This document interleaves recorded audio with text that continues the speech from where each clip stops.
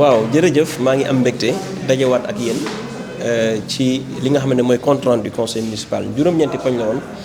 bi ci njëkk mooy communication du maire maanaam li ñuy liggéey donc loolu waxtaan nañ ak conseil bi wax leen li ñu jot a def yëpp diggante conseil bi ñu weesu le 23 octobre ak tey. ensuite dem nañu ci ñaari poñ yoo xam ne dañ ko yóbbu en intercommission maanaam conseil dañuy dajewaat càmbar kayit yi bi njëkk muy lotissement privé bu am Ouest Foire maanaam nit ku am suufam ñëw pour mairie bi encadré ko ba lépp mën jaar yoon mairie bi am ci si surface su 3000 et quelques mètres carrés mairie bi am ci 600 mètres carrés ñu fas yéene ko def brigade de gendarmerie loolu mooy yéene bi mais dañ koy bàyyi conseillers yi ñu saytu lépp xool lépp ba mu leer ñu voté ko incha allahu rabbi beneen poñ bi mooy budget bi aussi ubbi woon nañ débat d'orientation yi dajale nañ soxlay askan wi continuité la ndax logique budgétaire la ñuy suivre donc incha allahu rabbi boobu aussi si fukki fan ak juróom benn ci weeru décembre dinañ dajawaat fi voté ko ci fukki fan yi ci digg bi nag conseil yi dinañ ko càmbar ñu dajawaat fi juróomi fan ci weeru décembre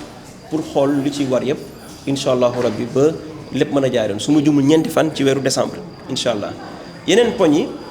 dem na ci wàllu ay convention benn bi ak société sénégalaise de publication et de presse Le Soleil pour fësal liggéeyu mairie bi loolu mandat la bu ñu conseil municipal bi joxoon daaw pour ñu xool ak télé yi fi nekk ak kuréelu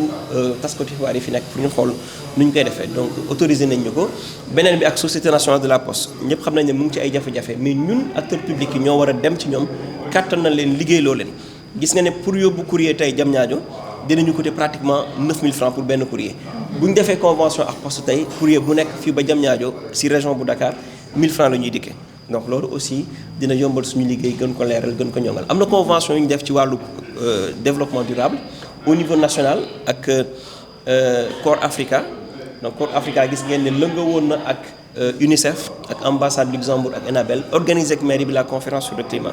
donc tey dinañ ànd ak ñoom formaliser ko conseil bi autorisé nañu ko te day jëm ci wàllu entrepreneuriat vers emploi des jeunes capacitation des jeunes donc loolu aussi tàmbali nañ sax liggéey bi donc bien avant convention bi beneen bi c'est au niveau international ak Wave of Change di kuréel bu mag ci àdduna bi boo xam ne moo ñu jàppale ba tey ñu ngi liggéey ak ay kuréel yu nekk France ak yu nekk ci réew mi ci wàllu changement climatique ñoo defar ak ñoom table banc plastique yi ñoo defar kiosque écologique en plastique yi ensuite ñu war a jëm ak ñoom ci ay récifs artificiels au niveau de la mer à Yoff war a jëm ak ñoom ci ay projets d'aménagement du littoral avec la ville de Biarritz donc ci wàllu développement durable ñaar yooyu lañ ci def ci li nga xamante ne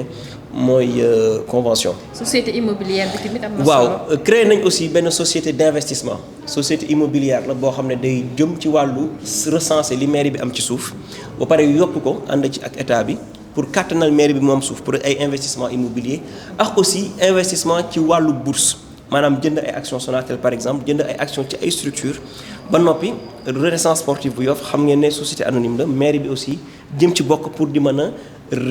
légaliser maanaam su di leen jàppale ci anam bu sell bu méngoog yoon te du am tolof-tolof donc société boobu dinañ ci def édition spéciale